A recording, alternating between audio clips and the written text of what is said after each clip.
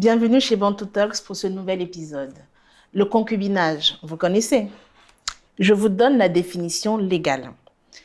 Le concubinage, aussi appelé union libre, est une union de fait de deux personnes de même sexe ou de sexe différent, caractérisée par une vie stable et continue. Mais qu'en est-il quand l'une des deux personnes a une situation dite particulière? Je suis la concubine d'un prêtre, c'est le thème de l'émission de ce jour.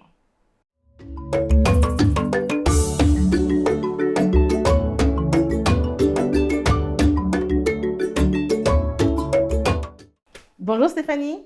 Bonjour Grâce. Merci d'être là. Vraiment, ton histoire, c'est déjà pas... Je ne vais même pas me cacher parce que on me dit, c'est vraiment... Mais vraiment, merci infiniment parce que c'est des témoignages tellement précieux. Moi, j'en connais. Je connais quelqu'un, bon maintenant, mis à part toi, je connais quelqu'un qui est dans cette situation-là. Mais on n'ose pas. Maman, qui va aller se placer pour dire que, mais comment ça a fait? Pourquoi? Comment tu as commencé? C'est tellement délicat. Donc, vraiment, merci infiniment d'avoir accepté mon invitation. Et merci pour l'invitation, Grâce. Je ne sais rien, mis à part le titre. J'ai laissé exprès pour qu'on puisse découvrir tous ensemble. Donc, dis-nous, nous sommes toutes oui. Ok, je suis Stéphanie, j'ai 35 ans et mère de 3 enfants. D'accord. Voilà, je suis d'une famille modeste et j'ai arrêté les classes en première. Entre autres, j'ai commencé à faire mon petit commerce, mettre la table devant la maison. Et puis, de temps en temps, je fais le ménage aussi. Je suis une très bonne ménagère. Donc, Grâce, si tu as besoin d'une ménagère, de temps en temps, tu peux m'appeler. Ok, c'est noté. Voilà, je suis ménagère et parfois, je suis serveuse dans le bar. Ok. Voilà. Donc tu t'es toujours battue, en fait, pour être autonome, quoi. Oui, tout le temps, je me suis battue. Jusqu'à présent, je me bats toujours. Ok. Un jour dans ma paroisse, on affecte un prêtre qui, déjà, je trouve très beau, charismatique, mignon. Et tout de suite, je tombe amoureuse. Mais ça, tu partais prier ou bien tu partais regarder le prêtre? Non, je vais pas dire que je partais prier. Je vais pas dire que j'allais regarder le prêtre. Mais chacun a quelque chose en lui qui, on ne sait pas à quel moment il y a le déclic. Donc, dans ma paroisse, le prêtre qu'on a affecté, comme je disais, je l'ai trouvé très beau, charismatique et surtout très rassurant. Et il m'a plu, du coup, je suis tombée amoureuse. Sauf que, plus je m'intéresse à lui, plus il y a des gens qui s'intéressent aussi à lui. Donc, je me rends compte que je ne suis pas seule sur le dossier. Donc, tu te rends compte, en fait, que tu as un faible pour le prêtre et tu décides de le séduire. Non, je ne décide pas de le séduire. Je décide de me rapprocher de lui, en fait. Donc, c'est comme ça que je m'inscris à la chorale. Déjà, je vais te dire, Grâce, je ne suis pas chantre. Donc, Ok. je m'inscris à la chorale. Il faut bien quelque chose. Ça commence quelque part, en fait. Donc, tu ne chantes pas bien, mais tu es quand même partie te placer là-bas. Oui. Ok, bon. Voilà, je décide de m'inscrire à la chorale et c'est comme ça que je me rends compte que je ne suis pas la seule sur le dossier. Carrément, il y avait dossier sur ça. Oui, il y a dossier sur ça. Ah, ok. Il y a dossile. Il n'y a pas de problème. Donc, la chorale a été remplie de personnes qui étaient aussi venues se placer comme toi. Non. Pour le... Non, Grâce, tu ne vas pas dire qu'elles sont venues se placer comme moi. Tu sais, les sentiments, ça se nourrit avec le temps. Donc, ce n'est pas comme si tu programmes ce genre de choses. Donc, je ne vais pas dire que ces choristes étaient placés comme moi, non, du tout. Voilà, nous sommes dans la chorale et tout se passe très bien. De plus en plus, je me rapproche du prêtre parce que j'ai ce talent-là.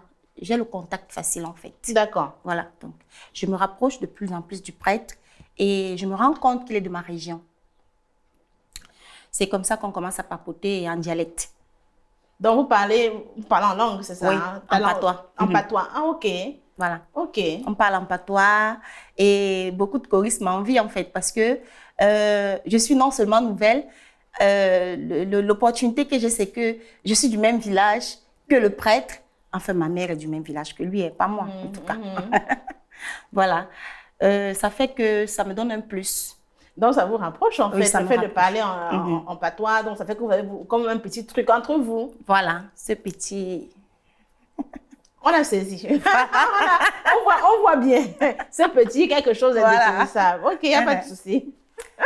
Donc, du coup, le rapprochement est là. Et un jour, il décide de créer une méditation. Nous sommes 10 dans le groupe. Et moi, je te promets, ce n'est pas mon intention d'être dans la méditation. C'est me rapprocher de plus en plus de cet homme que j'ai vu charismatique. Cet homme beau, cet homme attirant et très, très attentionné. En fait, donc, toi, tu vois l'homme. Tu vois même pas la soutane qu'il porte. Non, Si je comprends. c'est l'homme qui m'intéresse en fait. Voilà. Donc, chaque fois après les méditations, après les prières, on faisait les prières. On avait décidé de faire les prières 2 fois par semaine. Chaque fois après la prière, moi, je me rapprochais tout le temps. Je traînais le pas pour que les autres choristes avancent. Et moi, je reste avec lui, on papote en patois. Et c'est comme ça qu'on rentre à la maison. Donc, je l'accompagne, je porte son sac. Parfois, c'est le sac de soutane et autres. C'est moi qui porte. On rentre à la maison, je dépose. La maison, là, c'est le presbytère. Bien sûr, bien entendu. D'accord. Non, c'est pour comprendre, hein, c'est pour comprendre. Quand tu dis maison, c'est peut-être ta maison à toi. Donc, du coup, moi, je me demande, mais attends, c'est le prêtre, finalement, ils habitent ensemble déjà, tu vois. Non, c'est pour me situer. C'est le presbytère. Voilà, vous quittez, tu le raccompagnes au presbytère. Oui. Avec les affaires qu'il a apportées, ou des bibles, ou les croix, ou je ne sais pas quoi. Oui. C'est ça. C'est ça. D'accord. On rentre ensemble et puis, très vite, je commence à faire la femme de la maison. Donc, je viens au presbytère, je lave ses vêtements, je prépare sa nourriture. Ça, c'est permis, hein? Oui. C'est permis. Oui, ça vous le savez au moins. Oui. Voilà. On essaye de se mettre au parfum. On essaye de rester dans les trucs. Mais effectivement, je sais qu'il y a souvent des âmes de bonne volonté qui cuisinent pour les prêtres. Très bien. Qui les aident à s'occuper d'eux. Et moi, je suis cette âme-là, donc. Oui, on a saisi la volonté très grande. Oui, oui. OK. C'est comme ça que je fais son linge, je lui fais à manger. C'est moi qui fais ses courses désormais. Donc, du coup, il a une totale confiance en moi et moi aussi en lui.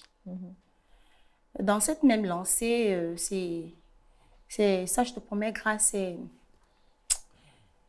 J'ai eu de la peine à l'amener dans ma famille parce que, je ne sais pas, l'apport que je devais avoir pour que ma famille l'accepte. Mais pourquoi ta famille doit l'accepter puisque c'est un prêtre? Justement, comme tu l'as dit tout à l'heure, c'est un prêtre et cette appréhension, les gens ne regardent pas que c'est un homme d'abord. Les gens ne regardent pas que c'est un homme d'abord. Ils regardent Djokou la soutane. C'est la soutane qui les intéresse et la personne qui prêche l'évangile qui les intéresse. Non, c'est un homme qui a des sentiments. Tu vois un peu. Donc, j'ai de la peine à l'amener chez nous. Ben, directement, il me prend une maison à moi. Il me prend une maison à moi et de temps en temps, il passe à la maison. Et toujours, il n'y a rien de charnel entre nous. 2 ans passés, il n'y a rien de charnel entre nous. Mais ma prière tous les jours, c'est qu'enfin ça arrive, qu'il m'embrasse. Enfin. Mais il te prend une maison, pourquoi alors? Justement pour cette approche que nous avons. Je suis presque sa ménagère. Ok. Tu vois un peu. Donc, je suis presque sa ménagère. Il me prend dans la maison. Et je ne manque de rien. Financièrement parlant, quand les paroisses le farautent, il me met à l'aise. Donc, et de bout en bout, ma famille vient à la maison tout le temps et finit par accepter la situation. Voilà. Je te promets, grâce, ça n'a jamais été facile. J'ai toujours été pointée du doigt. J'ai eu beaucoup de problèmes avec des gens. Surtout beaucoup plus dans ma famille parce que pour eux, c'est un sacrilège. J'ai essayé d'expliquer comme j'ai pu. Mais j'ai la voix faible. Il n'y a personne qui veut m'écouter, il n'y a personne qui veut, qui me prête attention en fait. Donc du coup, ça ne me dérange pas. Un jour, un dimanche, nous sommes entrés de l'église et puis nous avons fait l'amour. Enfin. Pardon. Nous avons fait l'amour. C'était vraiment tout ce que j'attendais, tout ce qui était de beau. Comme j'ai dit, c'est un homme. Et c'est un homme vraiment. Nous avons fait l'amour dans la cuisine. Nous avons fait l'amour. Ça me fait tellement bizarre d'imaginer ça. Pardon, je suis désolée. En plus, je suis quelqu'un, malheureusement, malheureusement ou heureusement, je ne sais pas, j'ai l'imagination très fertile. Donc, c'est très imagé. Et quand on me raconte quelque chose, je me fais tout de suite. Donc, tu vois, je suis en train de me voir avec... allons-y. Oui, je te promets, Grâce, c'est un homme. J'ai très bien compris. Dans tout le sens du terme, c'est un homme. J'ai très bien saisi. Oui. Et tout ce que je pensais, tout ce que j'avais rêvé, je te promets, ce jour, j'ai beaucoup pleuré. Oui, pleuré de bonheur, pleurer parce qu'enfin, il a pu poser la main sur moi. Pleurer parce que... Bref. C'était ça, en fait. C'était trop bien. J'ai tout de suite... Et nous avons fait l'amour chez moi. Hein. C'était pas au presbytère, faut le souligner. C'était chez moi, à la maison qu'il m'a prise. Donc, il venait, parfois, il passait la nuit. Il partait aussi parce qu'il fallait qu'il va à ses occupations.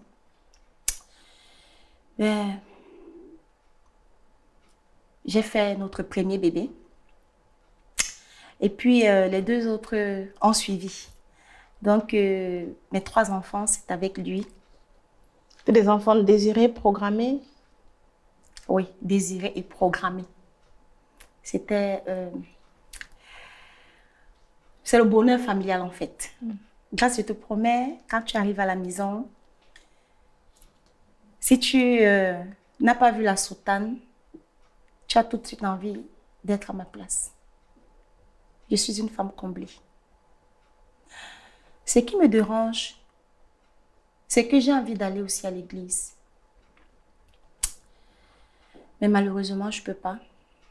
Et tu connais bien la raison. Donc, c'est un peu choquant. Quel père il est pour tes enfants? Quel type de père il est dans votre quotidien? C'est un papa dont tout enfant peut rêver avoir. Il est présent. Il est disponible. Même quand il a une urgence et que les enfants ont un problème de santé, je te promets, il les amène d'abord à l'hôpital. Et puis moi, je les suis après. Donc, quand je suis à l'hôpital, c'est en ce moment-là qu'il va retrouver les fidèles qui ont besoin de lui. Il est là pour nous tous. Il est là pour ses fidèles et il est là aussi pour moi et pour les enfants. Il est présent. Ça fait 15 ans que nous sommes ensemble aujourd'hui. 15 années.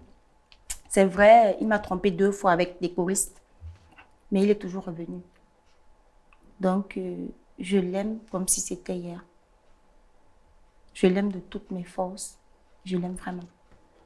Et ces infidélités, tu les lui as pardonnées? Elles ne t'ont pas blessée? Si je te dis que les fidélités ne m'ont pas blessée, c'est que je ne suis pas honnête. J'ai eu très mal dans ma chair, dans ma peau. Je me suis sentie trahie. Juste la grande personne que j'avais mise ici. Tout à coup, elle est là. J'ai été vraiment mal. J'ai traversé cette période vraiment très mal. Mais après, qu'est-ce qu'on ne pardonne pas? Grâce, est-ce que toi, tu n'as jamais eu des échecs? Tout le monde vit des échecs. Voilà. Donc, je ne vais pas m'apitoyer sur mon sort. Je ne vais pas passer mon temps à pleurer parce qu'il est allé voir ailleurs. Si en 15 années, il a pu être rien que pour moi et qu'il a eu des petits couacs, je ne vois pas pourquoi je ne vais pas passer l'éponge. Donc, je ne suis pas la première femme qui est trompée ou bien qui est... je ne sais pas trop. Voilà. Donc, ça n'a pas été facile ces moments. Mais très vite, je me suis rappelée de qui il était. De qui il est en fait, jusqu'à présent. Si, comme je t'ai dit, Grâce, si tu arrives à la maison, tu vas aimer l'atmosphère. C'est convivial. Il y a les paroissiens qui viennent souvent à la maison. On ne s'affiche pas, on ne se cache pas non plus. Hein. Ça, il faut que tu le saches. On ne s'affiche pas et on ne se cache pas non plus. Donc, il y a des paroissiens qui arrivent à la maison quand ils ont besoin de le rencontrer et qu'il n'est pas au presbytère, il indique. Ils viennent à la maison. Ok. Oui. D'accord. Je ne te cache pas que j'ai 1 milliard de questions. Vraiment, j'en ai plein. Les téléspectateurs aussi en ont. Donc, on fait une petite pause et on revient juste après ça.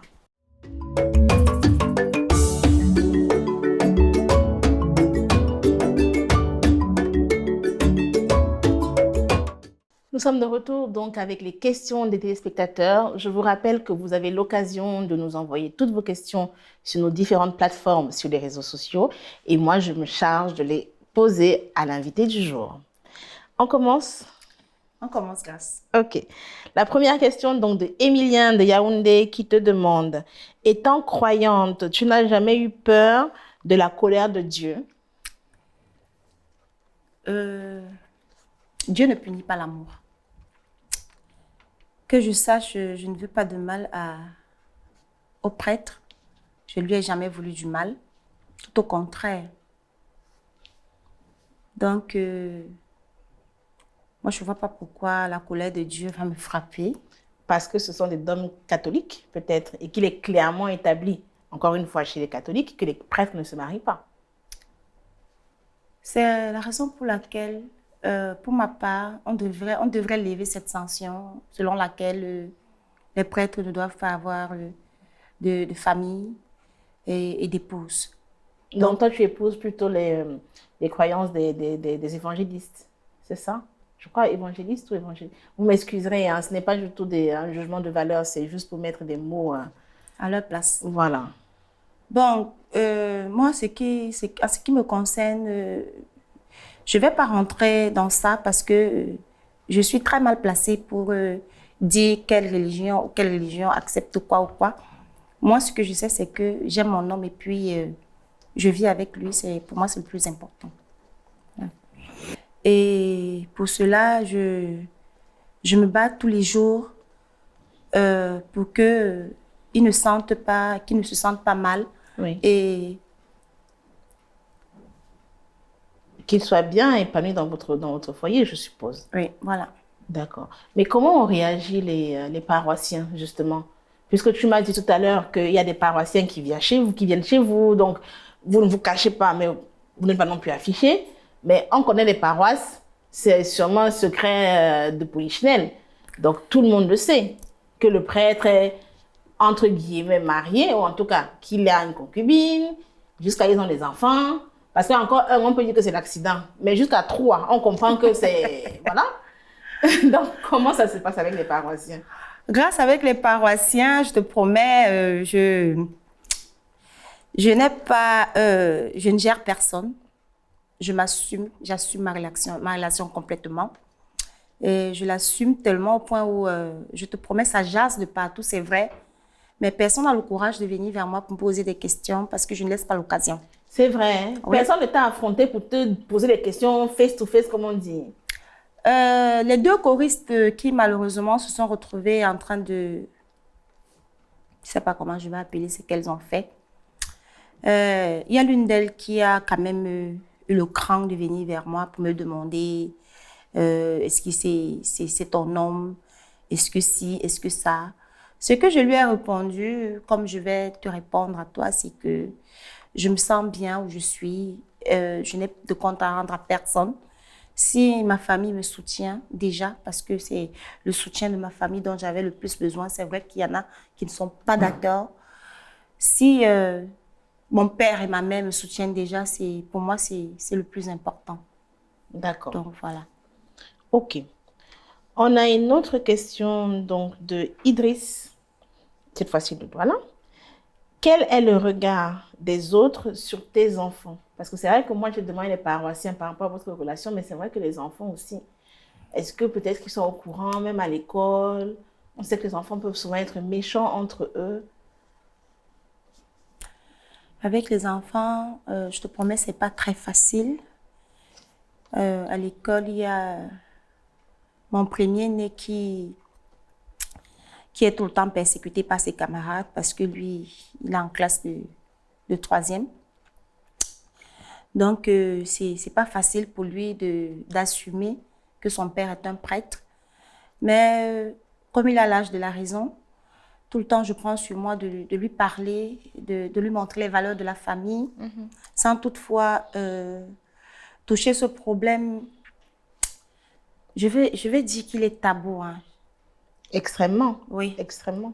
Sans toutefois toucher ce côté tabou pour ne pas mettre encore l'enfant au plus mal.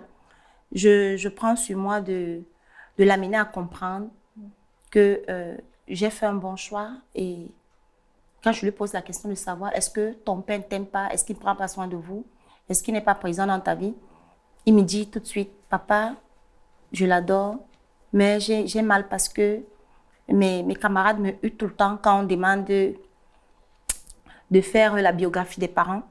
Quand ça arrive sur papa, j'ai pas le courage de dire ce qu'il fait. Et papa nous apprend tout le temps de ne pas mentir, mais maman, je te promets, je mens. Je manque sur la profession de papa. Donc, c'est pas évident. Ça me blesse. Mais après, bref, là, c'est pas facile. Mais on gère. Je comprends. Tu parlais tout à l'heure des valeurs, justement. Comment ça se passe pour l'éducation des enfants? Parce que, encore une fois, sans aucun jugement de valeur, mais le papa de tes enfants avait fait un serment, du coup, qu'il a brisé en te fréquentant, en ayant des enfants. Comment tu l'expliques, puisque tu disais que tu expliquais à ton aîné ces valeurs-là, voilà, comment tu l'expliques? À la maison, l'éducation des enfants, je vais dire, c'est pas facile quand on arrive du côté du mensonge parce que nous vivons dans le mensonge un peu en fait.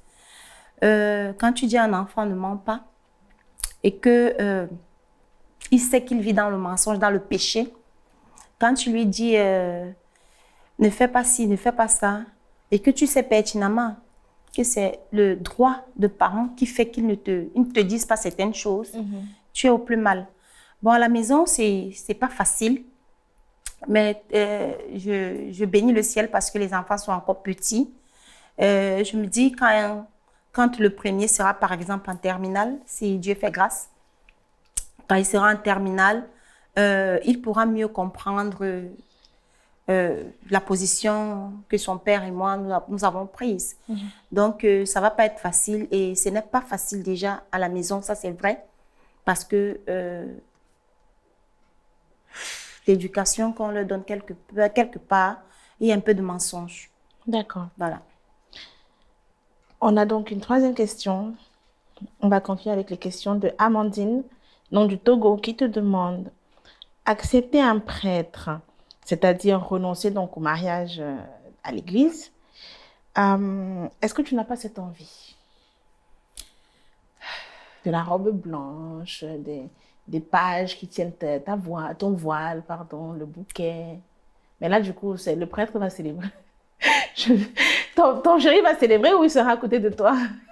Je te taquine parce que je me permets un petit peu. On a pu nouer des liens avant l'émission, mais vous Oui. ne voyez pas, elle sourit. Grâce. Le rêve de toute femme, c'est d'aborder la robe blanche et de se tenir devant des gens et entendre les youyous, de parler encore. Moi, j'ai rêvé de ça depuis que j'avais mes 15 ans. On te jette le riz. Voilà. Voilà. J'ai rêvé de ça quand j'avais 15 ans. Pour moi, c'était à côté de mon homme. Il me porte devant toute ma famille. Jusqu'à? Oui, il entre dans sa voiture et puis on s'en va. C'était mon rêve, mais malheureusement, la réalité, elle est là. La réalité, elle est là, donc j'ai rêvé, c'est vrai. Ben, j'ai fait un choix que j'assume bien évidemment. Je ne vais pas me marier comme dans mes rêves, mais je vis le bonheur familial. Voilà, je pense que j'ai répondu à la question. Oui, tu as répondu à la question, mais je me rends compte qu'en fait, il y a un point essentiel qu'on n'a pas abordé. Quand tout à l'heure, enfin, tu racontais un petit peu ton histoire, vraiment, je n'ai pas saisi à quel moment ça a vraiment basculé réellement. Parce que j'ai compris qu'au départ, tu allais, tu faisais le ménage, tu t'en occupais un peu. Tu as donné quelques petits indices du genre, dans la chorale, il y avait aussi d'autres attaquants, on va dire ça comme ça. Mais on n'en sait pas plus. Ok, ce que tu veux savoir exactement, Grâce, c'est à quel moment je suis devenue la concubine. Clairement. Ah, ok, d'accord. Bon, voilà. Euh, Après les 2 années que j'ai passées avec mon chéri, le prêtre, après les 2 années que j'ai passées avec lui, à le servir comme une sœur, clairement, moi, c'était pas mon intention de le servir. Mon intention, c'était d'être sienne. Comme une sœur du village, hein, pas la sœur Oui, justement, de une sœur du l'église. village. Oui. Non, Une parce sœur... qu'il y a aussi les sœurs de l'église qui ont le, comment on appelle le truc là, le foulard. Ah oui, je vois. Oui, non, parce que, mais, non, maman, mais non, mais non, non. Il vaut mieux être clair. Elle n'était pas elle sœur. C'est la sœur de l'église, enfin, la sœur du village, pardon, comme elle parlait la même langue et tout, parce que, on va me dire que, mais finalement, c'est quoi le truc? Le gars était prêtre, elle aussi, elle était sœur, et puis maintenant, ils se sont retrouvés. Non, ce n'est pas ça. Ah, ok, merci, Grâce. C'est la sœur du village. Oui, la sœur du village. Ok. La sœur en Christ. La sœur en Christ, Voilà. c'est ça. Donc, voilà, j'ai décidé de le servir comme ça, pour me rapprocher de lui, comme j'ai dit. Ben, c'était en aucun cas pour être sa servante, non. C'était pour être sa femme. Pourquoi pas la mère de ses enfants, puisque je donne des enfants, comme j'avais rêvé en avoir avec lui. Tout à l'heure, la question était quoi pour que je sois vraiment dans... C'était enfin, comment ça s'est passé pour que tu passes devant les attaquantes de la chorale, et surtout à quel moment ça a réellement basculé de la sœur en Christ à chérie plus. Ah d'accord, voilà. Merci Grâce de me relancer. Voilà, à quel moment c'est arrivé? Après les 2 années, comme je disais tantôt, ce qui s'est passé, c'est que on était plus rapprochés et il me prenait vraiment en charge. Il s'occupait vraiment de moi à fond, comme un homme s'occupe de sa femme, de sa petite. Ah, sa petite. Oui, à ce temps-là, c'était sa petite. Comme un homme s'occupe de sa petite. Et un jour, il m'a dit clairement qu'il voyait notre histoire autrement. Moi, je ne lui ai pas laissé le temps de donner un peu plus de détails parce que c'était mon rêve, c'était mon souhait, c'était mon vœu. Mais c'est vrai, je suis une femme et puis j'ai ce petit truc qu'on appelle la dignité. Ce qui a permis... Ce que je veux savoir, c'est que... Excuse-moi, hein, mais moi, j'imagine, en tout cas, si moi, à l'époque, mon chéri, maintenant on est mariés, il n'y a pas de problème. Hein. Mais à l'époque, là, avant mon mariage, si j'ai une cible, mais on met ses atouts en valeur. Tu vois que Dieu m'a béni l'autre là. Ça se voit. Toi-même, tu faisais comment? Tu t'habillais section presbytère ou bien ça se passait comment? Tu partais faire le ménage avec les mini-jupes du genre quand je me baisse et puis, on ne sait pas. Enfin, j'exagère, mais c'est pour vraiment nous imaginer en fait la chose. Grâce, toutes les femmes n'utilisent pas les mêmes atouts pour séduire. Moi, je suis plus cuisine. Hein. D'accord. Je suis plus cuisine, plus ménage. Donc, pendant que je fais mon ménage, je suis habillée comme une ménagère, pas très bien, en cabas ou bien j'ai un collant avec un long haut et un tablier. Rien à voir avec avec une jeune fille qui va peut-être dans ses sorties et autres, non. Je m'habille comme une ménagère. Je fais mon ménage, je le fais à fond. Je suis très concentrée et je vous promets, les hommes aiment ça. Oui, les hommes aiment ça. Donc, quand tu la guiches, il voit plutôt celle qu'il va facilement mettre dans son lit. Mais quand tu es là comme une femme, tu fais le ménage, tu fais la cuisine. Et je te promets, Grâce, je fais très bien la cuisine. Tu auras l'occasion de goûter. Invite-moi. Voilà. Je viens avec ma fille, elle manger aussi. Donc, c'est ça qui a attiré le prêtre. Vraiment, ma présence, ma façon d'être attentionnée. Oui. Est-ce que tu as mangé aujourd'hui? Ça s'est bien passé et tout. Est-ce que tu rencontres des difficultés? J'étais vraiment, mais alors, extrêmement présente. Donc, on peut dire vraiment que tu occupais le terrain, quoi. Oui. Mais tu n'avais pas des dragueurs toi-même? Grâce, comme tu peux le constater, je suis une très belle femme. Je confirme. Vous ne la voyez pas, mais elle dose. Voilà.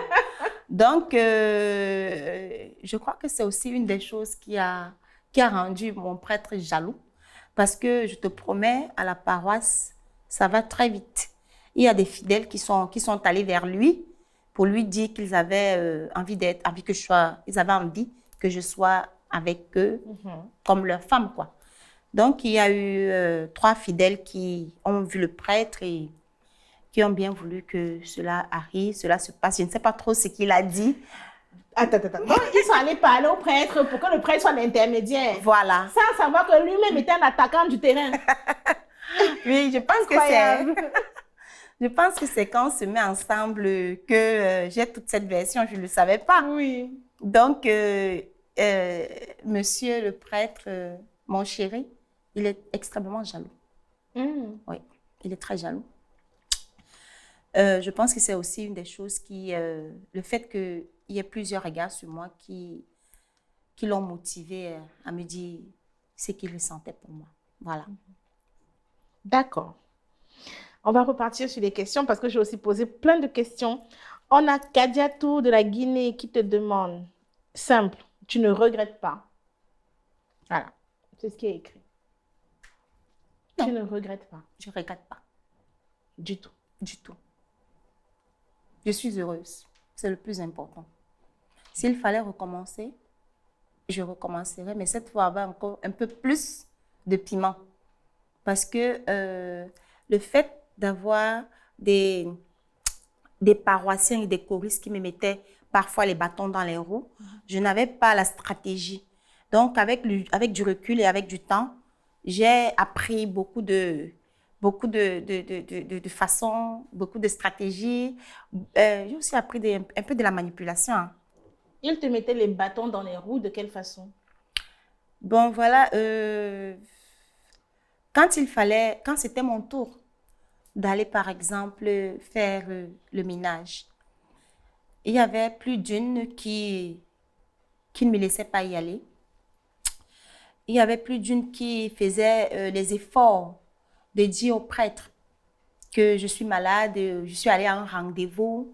Il y avait beaucoup de choses qui se disaient. D'accord. Voilà, donc je ne vais pas citer leur nom. Hein. Oui, bien sûr. Vraiment parce que ces filles, je les en veux jusqu'à aujourd'hui.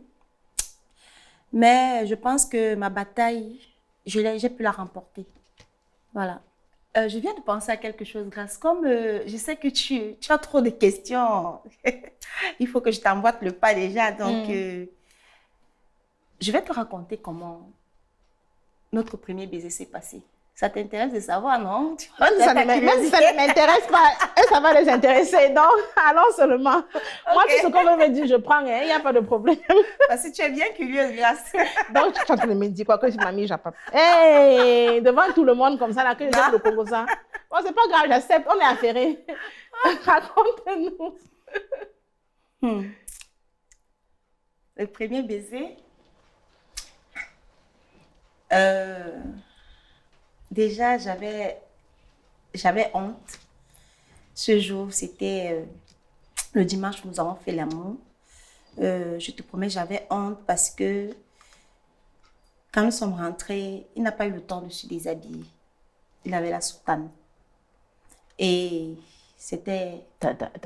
C'était au presbytère. Attends. Vous avez fait l'amour, il avait sa soutane et c'était au presbytère. Non, le premier baiser, c'était au presbytère. Ah, bon, donc vous vous êtes embrassés, il avait sa soutane et c'était au presbytère. D'accord, j'ai compris, j'ai déjà vu. Ah bon? Avec la soutane, J'avais le honte. col et tout. Oui, tout ça. J'avais honte, c'est vrai, j'étais pas très bien. J'étais pas très bien parce que j'avais l'impression qu'il m'utilisait en fait.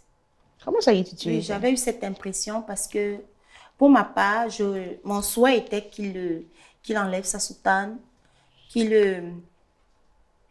se débarbouille. Bref, qu'il laisse l'église derrière lui et qu'il soit l'homme que j'apprécie. Ça n'a pas été facile le premier baiser. Je ne l'ai pas bien pris. Mais c'est quand on est dans la relation qu'il m'annonce qu'il avait hâte de m'embrasser, il avait hâte d'être avec moi, il avait hâte de se sentir encore un peu plus intime. D'accord, mais il a quand même attendu 2 ans. Oui, il a attendu 2 ans. Je pense qu'il a attendu 2 ans parce que, d'après ses dires, il a attendu 2 ans parce qu'il il ne voulait pas me blesser. Il ne voulait pas que je me prenne la tête. Genre, je suis avec le prêtre, à partir de maintenant, c'est moi qui dis quand, quoi aux paroissiens. Tu vois un peu. Oui, Donc, oui. les 2 années, c'était pour me donner le temps de maturité, d'un peu plus de maturité.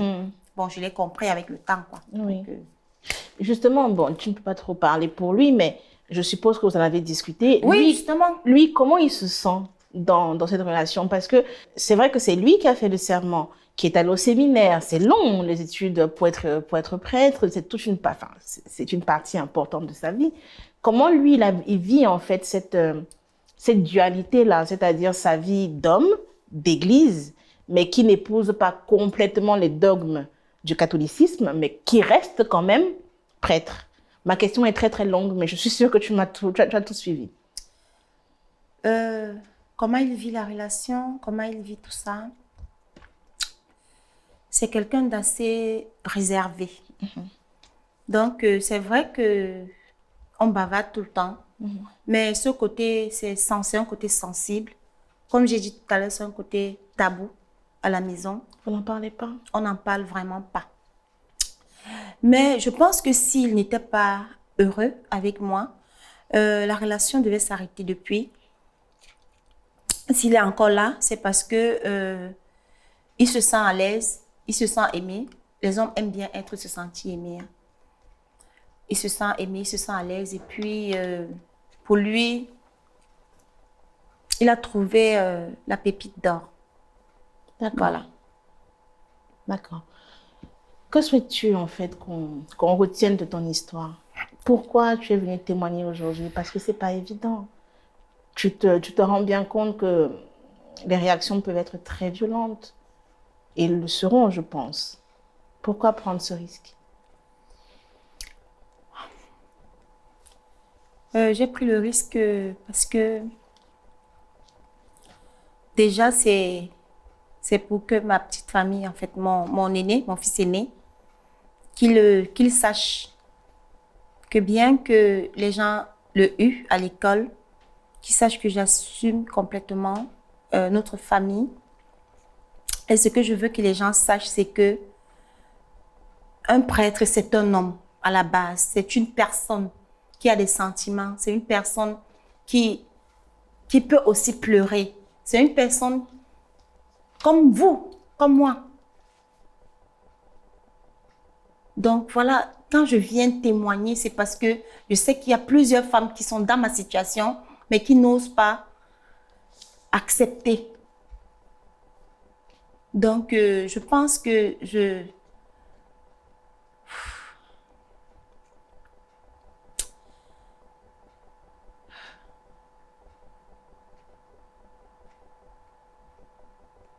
suis bien où je suis en fait. Voilà.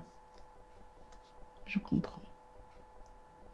Je comprends. Je tenais à préciser aussi aux personnes qui nous regardent, il n'y a aucun jugement de valeur. Ne parle pas souvent de religion parce que je sais que ce sont des sujets qui sont très sensibles. Je n'indique pas quelles sont mes croyances propres, justement pour que chacun se sente libre de venir raconter son histoire, quelle qu'elle soit. Toutes les histoires doivent être entendues. Qu'on soit d'accord ou pas, le sujet n'est pas celui-là. Il n'est pas question de consensus. Il est simplement question que chaque vérité, parce que la tienne, ta vérité diverge de la mienne, diverge de celle du voisin. Donc, il est question que chaque vérité soit exprimée et que les sujets les plus tabous soient mis sur la table. Donc, encore une fois, un grand, grand merci pour ton témoignage. Merci à toi, Grâce, de m'avoir invitée. Je t'en prie. Merci à vous d'avoir été là. Et comme je vous le dis souvent, la santé mentale n'est pas qu'un concept. Donc, prenez grand soin de vous. Et on se dit à très bientôt pour la prochaine émission de Bantu Talks. Si vous aussi, vous avez vécu une histoire hors du commun, susceptible d'édifier le plus grand nombre, venez partager votre histoire sur notre plateau.